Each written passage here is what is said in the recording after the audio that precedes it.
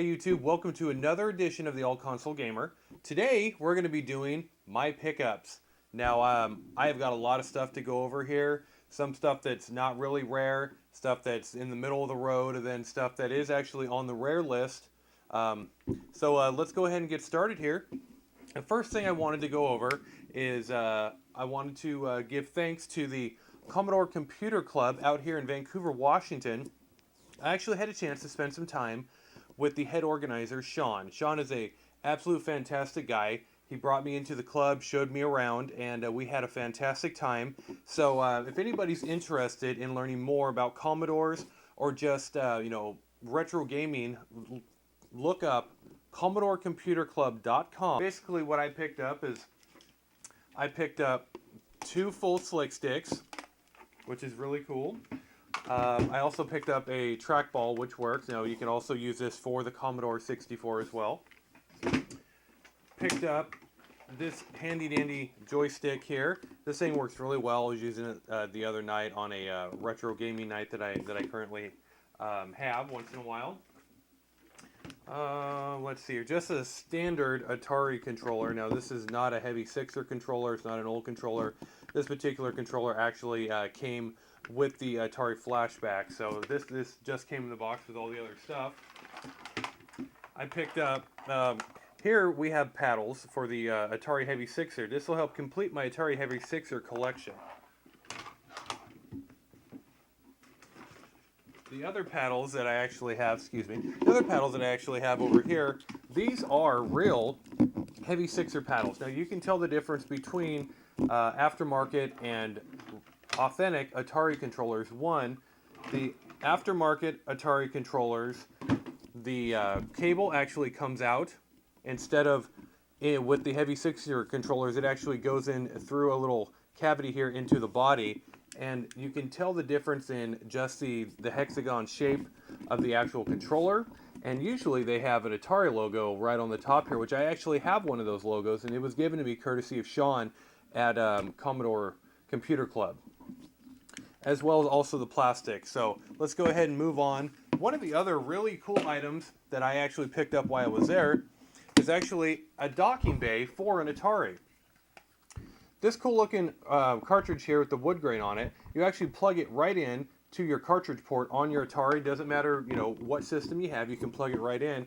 But this holds 6 games, and they're all selectable, which is really awesome, because I was using this the other night and I plugged in 6 of my favorite games and I had 2 waiting. This will make an awesome addition to my Atari collection. So I really thought that was extremely cool. Another pickup that I got amongst the 3 boxes of Atari stuff was I got this Atari 2600 Junior, which works flawlessly. And one of the other really cool items that I picked up, let me grab it here. This is Sears' version of the 2600. This is the tele-games arcade video system. This is just like an Atari, except it's a Sears version. Now this is only a 4-switch. I am looking for a 6-switch Woody. Tele-games, if anybody's interested. If anybody has one, go ahead and private message me. Let me know if you might be interested in selling it, so I can add it to my collection, because I already have a Heavy Sixer for the Atari, and I'd like to add a Heavy Sixer Tele-games. So I thought that this was extremely cool to add to my Atari collection. And I also got the keypad here, which came with it too. So this is the video touchpad. Has all of your numeric keys on it. You can put overlays on it, which is really cool. So, all right, and I picked this up. This is a computer video game joystick. It has your analog down here at the bottom. It's got your numeric keypad. This is actually for a Commodore 64, but it does have the Atari plug-in at the bottom. And I had to pick this one up just because it was still within what's left of its box. A lot of the plastic is yellow and faded, and it's not really in that great a condition. But I've yet to take this out, and I paid hardly nothing for it.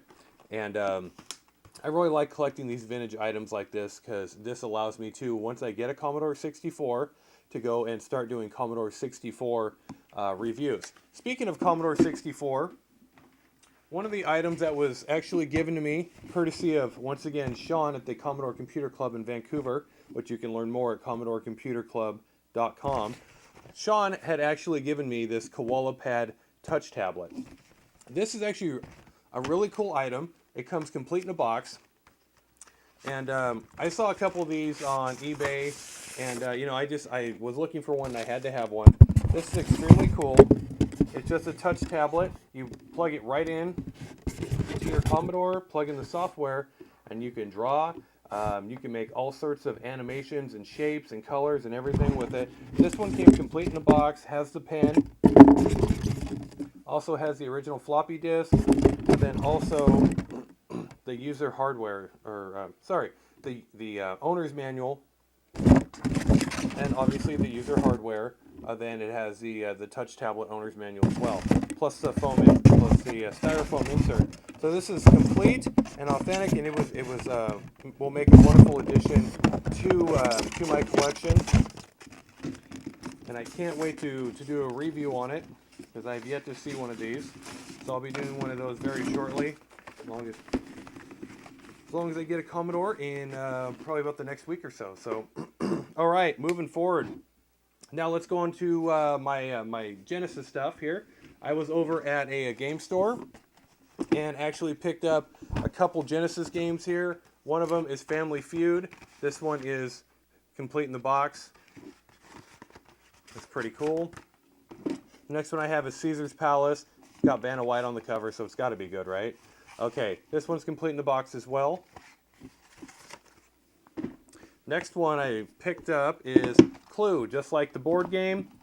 And so that way, if you ever want a murder mystery night, you can just pop Clue in. This one does come complete in the box as well. Next one, Jeopardy, complete in the box. PGA Tour 2, this one is complete in the box as well. Instruction manual, everything. Then you have PGA Tour 3, complete in the box. Then I picked this one up, just a video game classics. This is pretty cool. This is for the Sega Genesis system, for the Mega Drive system. This is a Mike Ditka Power Football. This one here is a cardboard box itself. This comes with the Mike Ditka Power Football manual. Sorry about that. The player's controls teaches you everything. Then it comes with the official licensed Mike Ditka Power Football video game. So pretty cool item there. I got these all for right about $1 a piece. So awesome pickups, great pieces to my collection. So now I'm going to move on to my Nintendo here. I'm going to move on to my 5-screw NES collection. Mock Rider, all 5 screws. Ghosts and Goblins. Excite Bike. This is not a Famicom conversion, unfortunately. Commando, Kung Fu, Gyromite. Now this is actually my son's game, but he's allowing me to keep it in my collection. He actually got this from his grandmother. She was going through her closet and actually found this one and Super Mario. They're both 5 screws. This is Pinball. I also have Rush-In Attack, Pro Wrestling, Urban Champion, and Super Mario Brothers. So that is my 5-screw NES collection. All right, now we'll go over my most recent pickup NES box games. I got NES Action Football, and then Ninja Gaiden 2, complete in the box. All right, so we will go with my one and only sealed game that I have. This is completely sealed in the box. It still has the H-seam seal on it. Still has a hang tag. I actually did a trade for this with Sean at the Commodore Computer Club of Vancouver because I was there the night that he got it, and he was saying that he was going to go home and tear it open and play it, and I, almost cried. I was like, you can't do that. So I went and I traded him an open version of Cybernoid just so I could have a sealed copy of it. So I'm excited to add this to my Nintendo library that I have. So absolutely sealed, never been opened, $5, and that's why I keep showing it, because there are still deals out there to be found. I was really excited to find this one because I wanted to show off my Dragon Warrior collection, which is almost complete. So Dragon Warrior 1, complete, mint condition, in the box. Now, Dragon Warrior 2, do not have a box or anything for it yet, so if anybody that's watching this video has a box manual, maybe see something on here that maybe that we might be able to do a trade on, so just go ahead and private message me. But Dragon Warrior 2, awesome game. Picked this one up along with another loose copy of Dragon Warrior 1. When I picked up Dragon Warrior 1, Dragon Warrior 2, I also picked up Dragon Warrior 4. Now, I had to have this. The box is a little beat up, but it wasn't so much the box that I cared about as what was inside it. Mint condition Dragon Warrior 4 card itself. This is absolutely awesome. This is a welcomed addition to my collection. Everybody knows that this is an extremely rare game, and if you look at any rarity Nintendo list, this game is on it. So I'm excited to add this finally to my NES library. So the rare games are finally starting to dwindle down, and once all of those are dwindled down, then I'll really be able to start hammering out the rest of my library. So those are my rare NES games, my 5-screw games, and my boxed Sega games. So we're going to go ahead and move on. Got a couple other things. I picked up my Super Nintendo. Comes with a Super Game Boy and a game as well. This is a Game Boy game is Bugs Bunny. It's really weird. My kids love playing it. So I have one. Let's see here. NBA Live 97, Super Scope 6, Pilot Wings, Mario Paint, King Griffey Jr. Winning Run, and then NBA Live 96. So that's pretty much it for my Super Nintendo collection.